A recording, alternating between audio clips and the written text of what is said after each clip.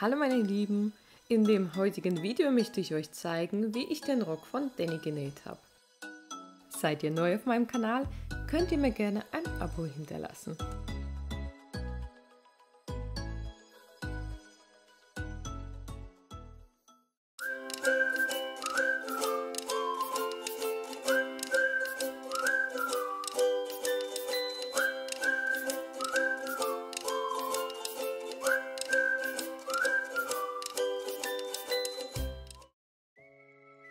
Für dieses Schnittmuster habe ich eine alte Hose genommen, das war eine Jeanshose mit Elastan drin. Der Stoff ist relativ dünn und für diesen Rock eigentlich perfekt. Für die Innentaschen nehme ich einen Baumwollstoff, einen dünnen, der reicht vollkommen aus. Kurz zu dem Schnittmuster. Beim Ausschneiden achtet auf die Fadenrichtung, achtet auf die Anzahl der einzelnen Teile. Und natürlich, aus welchem Stoff das Ganze ausgeschnitten werden muss. Einmal der Jeansstoff und einmal der Baumwollstoff. Und im Verlauf des Videos werde ich euch natürlich zeigen, wie die einzelnen Puzzleteilchen zusammengesetzt werden.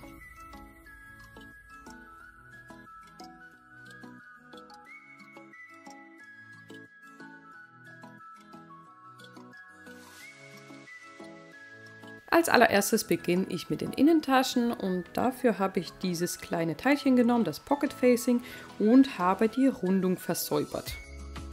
Das Pocket Facing Teilchen lege ich dann auf die Tasche. Ich gucke mir das immer noch mal auf einem Schnittmuster an, dass ich das auch richtig drauf lege, stecke es mit ein paar Nadeln fest und werde jetzt in diese versäuberte Kante mit einem geraden Stich nähen.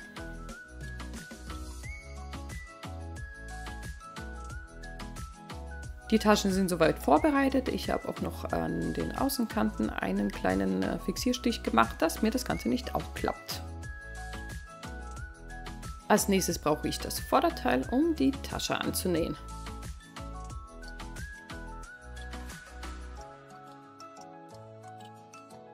Die Tasche mit dem Pocket Facing legt es so hin, dass es innen ist, weil wenn man da fertig ist und die Tasche umdreht und noch einmal einklappt, dass dieses Pocket Facing dann von innen sichtbar ist und nicht der weiße Stoff von der Tasche.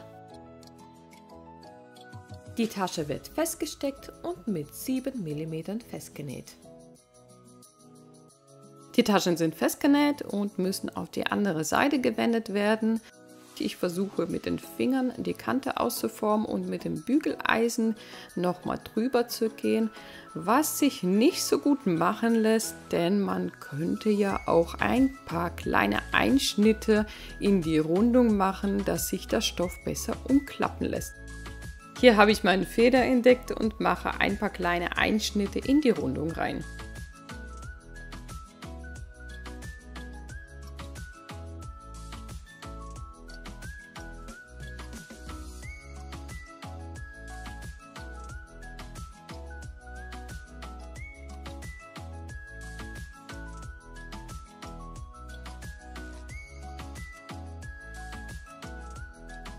Nach dem Bügeln der Kanten geht es an die Nähmaschine und laut Schnittmuster muss der Tascheneingang mit ein paar Millimetern zum Rand genäht werden. Die untere Kante der Tasche habe ich mit einem Fransenstopp behandelt, damit der Stoff an dieser Stelle nicht ausfranst. Das ist kein Muss, ist auch im Schnittmuster nicht angegeben, sondern ich habe das von mir aus gemacht. Die Tasche klappe ich so zusammen, dass das Pocket Facing nach außen zeigt. Dann stecke ich die Kante zusammen und nähe sie fest. Die Nahtzugabe beträgt 0,5 cm.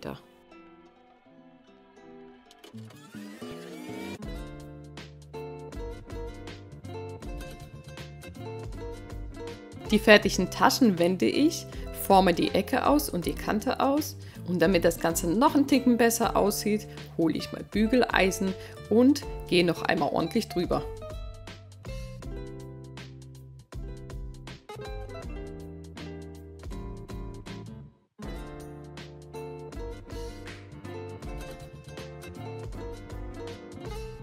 Weiter geht's mit dem Rückenteil.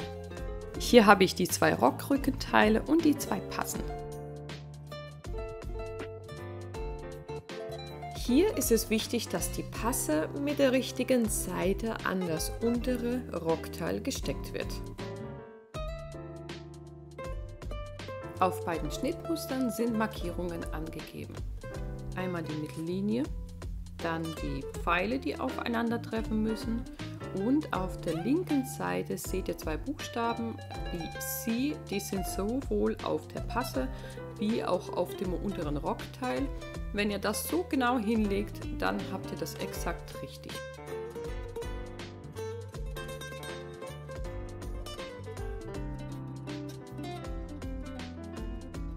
Die Passen nähe ich mit einem Abstand von 0,7 cm an den Rock ran. Was ich hier zeige, ist optional, also ihr müsst es nicht machen. Ich schneide die Nahtzugabe vom Rock, also nicht von der Passe, ein paar Millimeter zurück, um einfach an dieser Stelle dann die Dicke zu reduzieren. Die Nahtzugabe habe ich versäubert, nach unten geklappt und mit einem geraden Stich abgesteppt. Als nächstes lege ich das Rückenteil auf das Vorderteil, stecke die Seitennaht zusammen und nähe sie fest. Danach versäubere ich die Nahtzugabe und bügle sie Richtung Rückenteil. Zum Schluss werde ich die Nahtzugabe mit ein paar Millimeter zum Rand festnähen. Für den nächsten Schritt habe ich beide Kanten vom Rückenteil schon versäubert. Als nächstes lege ich beide Rockrückenteile aufeinander und schaue auf dem Schnittmuster nochmal nach, wie weit ich beide zusammenstecken muss. Denn hinten kommt noch ein Schlitz rein. Bei der Passe angekommen, achte ich darauf, dass die Nähte exakt aufeinandertreffen. Nach dem Zusammenstecken geht es an die Maschine. Die Nahtzugabe beträgt hier 0,7 cm. Die Nahtzugabe büge ich auseinander und steppe sie von der rechten Seite ab.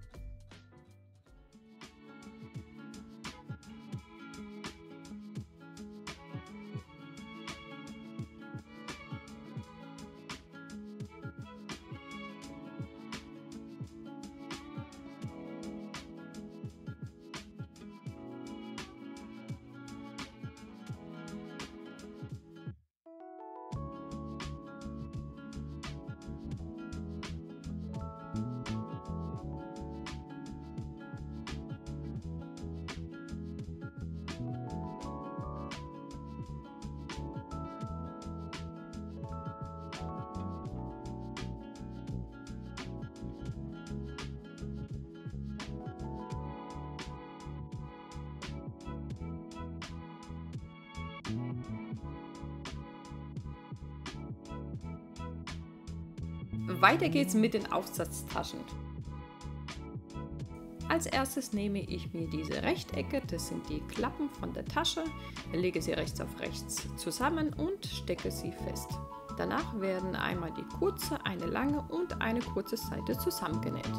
Bei der großen Tasche versäubere ich als allererstes die obere Kante und werde in den nächsten Schritten noch die zwei Abnäher nähen. Um die Abnäher besser auf das Schnittmuster übertragen zu können, habe ich einfach mit der Schere hier eine Seite eingeschnitten und dann zusammengeklappt, und somit kann man das ganz einfach auf den Stoff drauflegen und übertragen.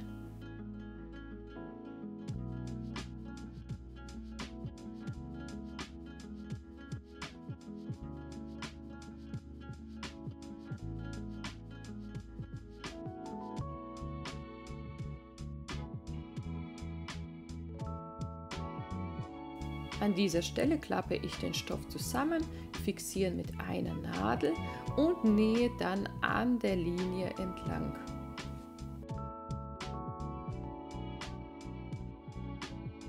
Auf dem hinteren Rückenteil kommt nur eine Aufsatztasche hin. Ich habe hier fälschlicherweise zwei ausgeschnitten, die entsorge ich. Und im nächsten Schritt werde ich nur die obere Kante versäubern. Die Taschenklappen habe ich zusammengenäht und gewendet. Hier werde ich gleich noch am Rand absteppen. Bei der kleinen und bei den großen Taschen habe ich die obere Kante versäubert, umgeschlagen und mit der Hand zusammengeheftet. Im gleichen Schritt habe ich die Abnäher bei beiden Taschen zusammengenäht. Jetzt muss nur noch die obere Kante, wie auf den Schnittmustern zu sehen ist, abgesteppt werden. Bei der kleinen Tasche habe ich eine Schablone aus Karton gemacht. Hier habe ich einfach das Schnittmuster genommen und die Nahtzugabe weggeschnitten. Um beim Bügeln die Rundung der Tasche besser hinzubekommen, habe ich diese Schablone in die Mitte gelegt und am äußeren Rand eine Naht mit der Hand gelegt. Diese ziehe ich anschließend zusammen und bügele mit dem Bügeleisen an dem Rand entlang. So erhalte ich eine schöne Rundung.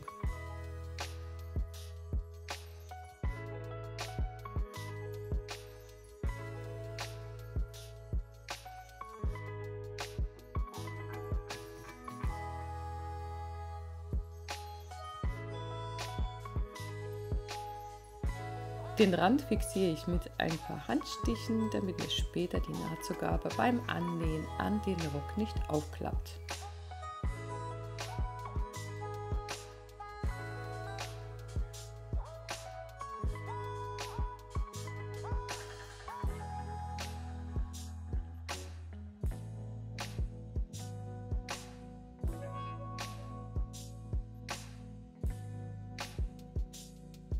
Nun brauche ich nochmal das Schnittmuster, um zu sehen, an welcher Stelle die Tasche genau hinkommt. Auch hier fixiere ich sie mir mit ein paar Handstichen.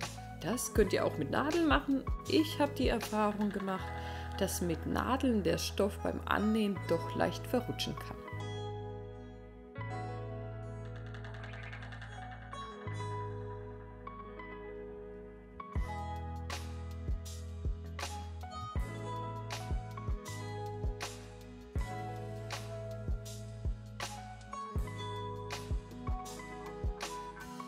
Wer möchte, kann an die Seite der Tasche noch ein schmales Band mit einnähen.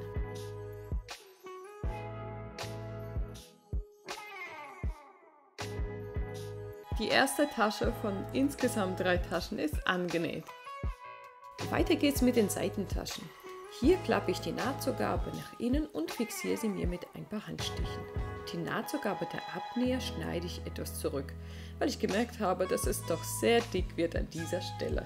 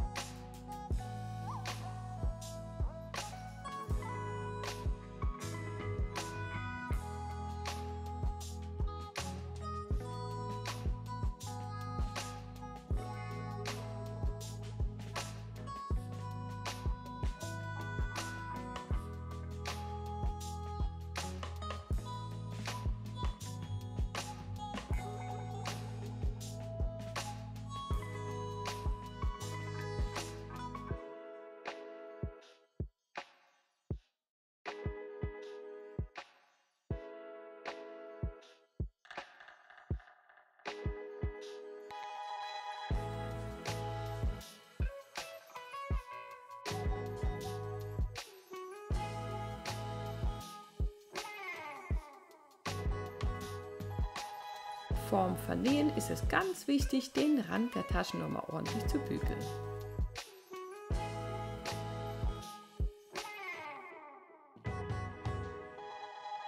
Und wieder brauche ich das Schnittmuster, um die Position der Tasche auf den Stoff zu übertragen. Dafür nehme ich eine Schneiderkreide und zeichne die Position der Taschenklappe und der Tasche auf dem Rock ein. Die Tasche lege ich auf das eingezeichnete Quadrat und nähe sie mit ein paar Stichen fest.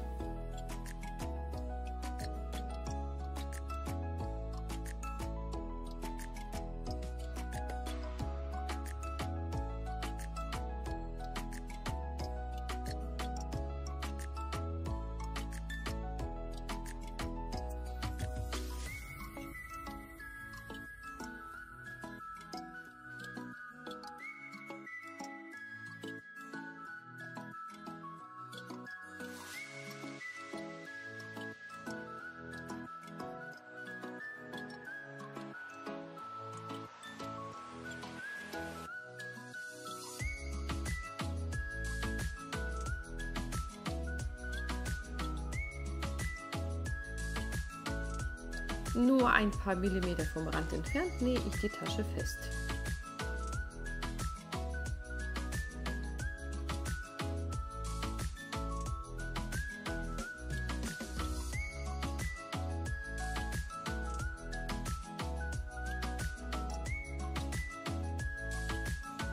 Nun kann die Taschenklappe angenäht werden. Die Taschenklappe an der geöffneten Seite hat nur eine Nahtzugabe von etwa 4 mm. Ich war mir hier nicht ganz sicher, ob ich das richtig mache, aber zum Schluss hat sich herausgestellt, dass alles genau richtig war. Die Tasche lege ich mit der offenen Seite direkt an die Aufsatztasche und nähe sie dann an. Anschließend klappe ich die Taschenklappe um und fixiere sie an den Seiten mit ein paar Stichen. Und nun das gleiche noch einmal auf der anderen Seite. Beide Taschen sind angenäht und ich bin wirklich froh darüber, dass es so gut geklappt hat. Der Bund. Hierfür braucht ihr ein Teil aus dem Hauptstoff und eins aus dem Futterstoff. Die Markierungen habe ich vorher schon auf den Stoff übertragen. Als allererstes muss die untere Kante vom Futterstoff versäubert werden.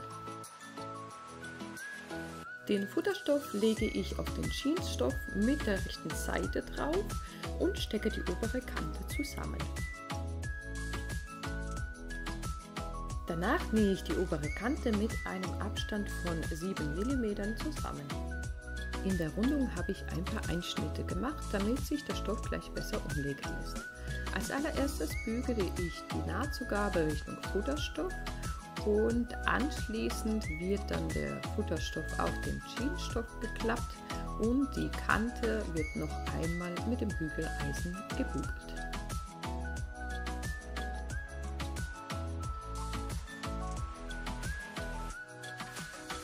Als nächstes schnappe ich mir den Streifen für die Gürtelschlaufen und versäubere eine der langen Seiten. Nun klappe ich zuerst die nicht versäuberte Kante 5 mm um und obendrauf die versäuberte Kante und bügel drüber.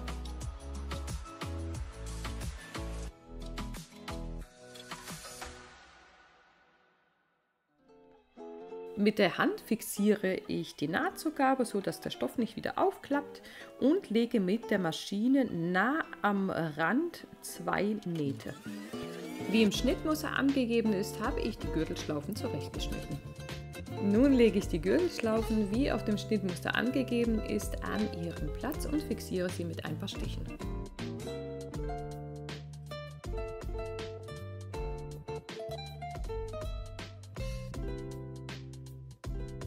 Hier habe ich bereits die mittlere Naht versäubert und werde jetzt zeigen, wie der Verschluss vorne genäht wird.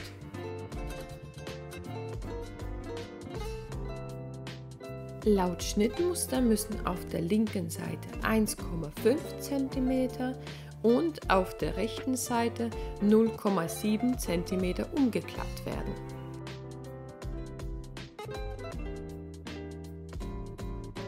Bei der ganzen Geschichte, die jetzt kommt, Verschluss um diese Falte vorne, war ich mir absolut nicht sicher, wie man das näht und habe dafür zuerst ein Probestück genäht. Und ich muss sagen, es hat geklappt.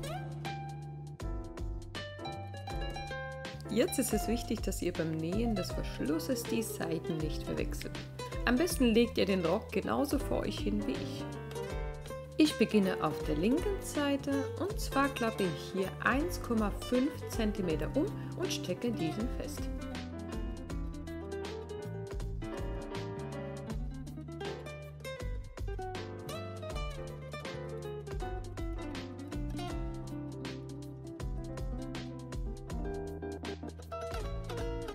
Auf der rechten Seite klappe ich 0,7 cm um und stecke auch diese fest.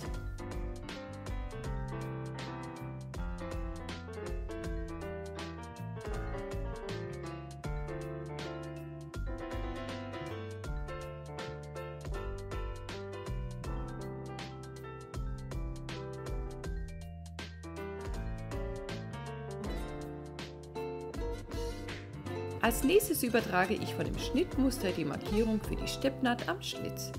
Diese nähe ich dann mit einem geraden Stich.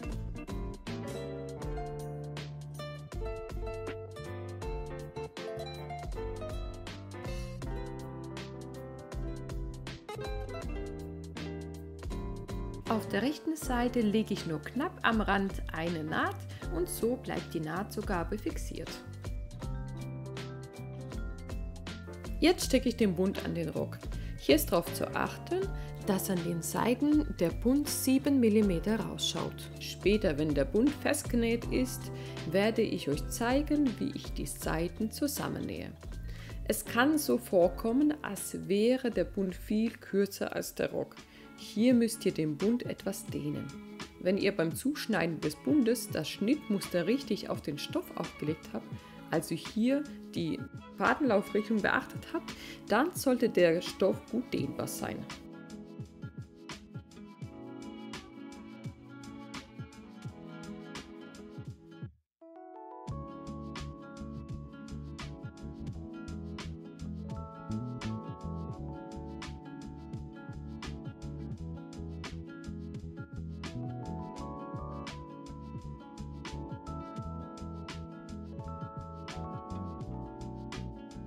Jetzt klappe ich den Bund in der Mitte zusammen.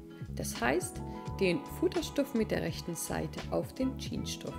Dabei schaut die Nahtzugabe vom Jeansstoff nach oben und die Nahtzugabe vom Futterstoff nach unten. Die Seiten stecke ich zusammen und nähe sie mit einem Abstand von 0,7 cm fest.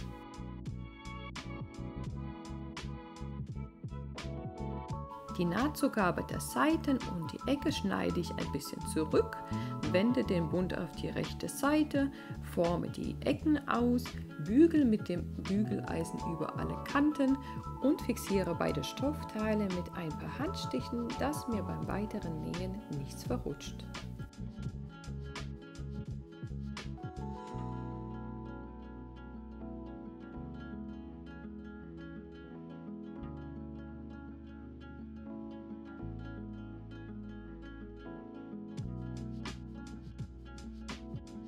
Den Bund steppe ich mit ein paar Millimeter Abstand zum Rand rundherum ab. Der schwierigste Teil von allem kommt jetzt. Ich zeige euch, wie ich die Falte genäht habe. Als erstes habe ich die Maße der Falten auf das Schnittmuster geschrieben. Zuerst kommt die Nahtzugabe mit 0,5 cm und dann 1,7 cm je Falte. Mit der Schneiderkreide zeichne ich die Nahtzugabe und die zwei Falten auf dem Stoff ein.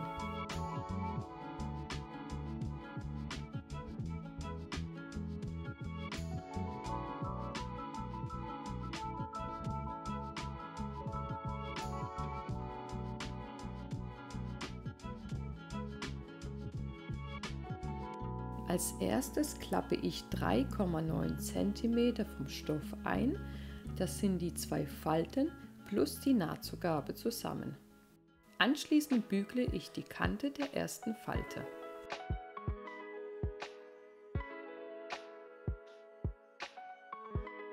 Dann muss die zweite Falte gelegt werden. Hier klappe ich den Stoff an der markierten Stelle nach vorne um und bügle über die entstandene Kante.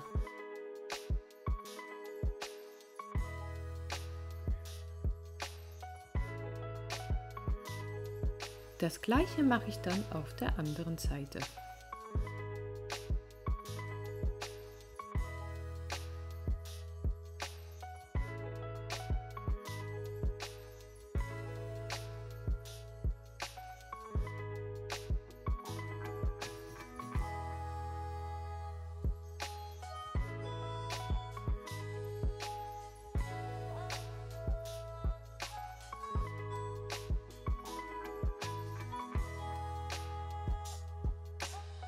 Als nächstes klappe ich den Rock mit der rechten Seite aufeinander und stecke die mittlere Naht zusammen. Dann geht es an die Maschine und das Ganze wird mit einem Abstand von 0,5 cm zum Rand genäht. An dieser Stelle muss ich sagen, wenn ihr Nähanfänger seid, dann würde ich zuerst die Falte nähen, dann die hintere Naht schließen und zum Schluss den Teilenbund annähen. Das wäre in dem Fall viel einfacher. Jetzt muss von oben bis zu dieser Stelle eine Naht gelegt werden. Das sind ungefähr 9,5 cm.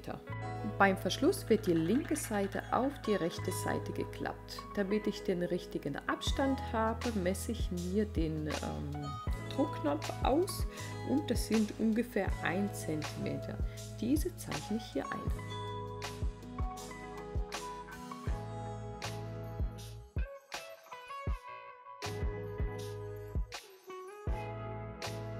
Mit einer Klammer stecke ich mir dann den Bund zusammen. Nun heißt es, die zwei Teile richtig zusammenzustecken. Am Anfang überlappt der linke Teil etwas mehr über den rechten Teil und dann läuft es sozusagen ein bisschen aus. Also zum Schluss müssen die zwei Stoffteile, also die rechte und die linke Seite quasi nebeneinander liegen. Also jetzt im Nachhinein empfehle ich definitiv zuerst die Falte zu machen und dann die hintere Naht zu schließen und anschließend erst den Bund anzunähen.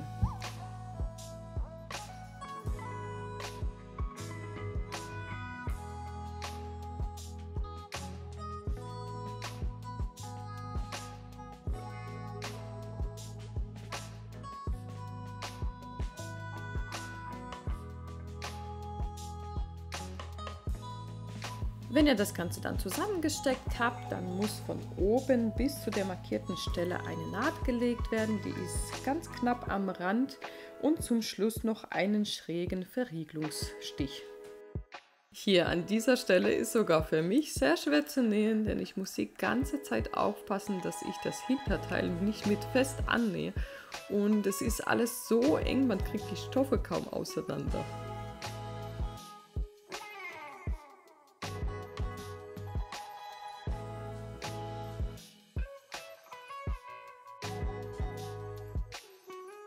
Ich habe es geschafft und ich bin froh drüber und ich sage euch eins, in nächster Zeit werde ich keine Falten mehr nähen. Als nächstes muss noch der Saum gemacht werden. Da versäubere ich zuerst die untere Kante, bügel anschließend 1,2 cm um und steppe anschließend den Saum mit 0,8 cm ab.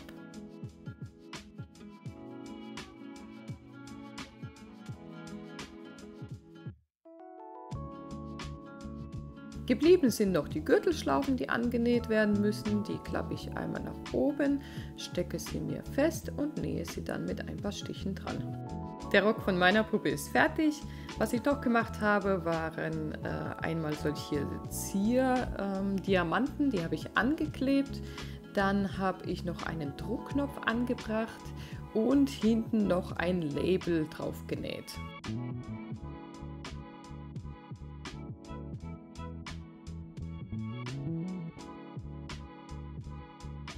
Jetzt zeige ich euch natürlich, wie das Ganze an meiner Smart Doll aussieht.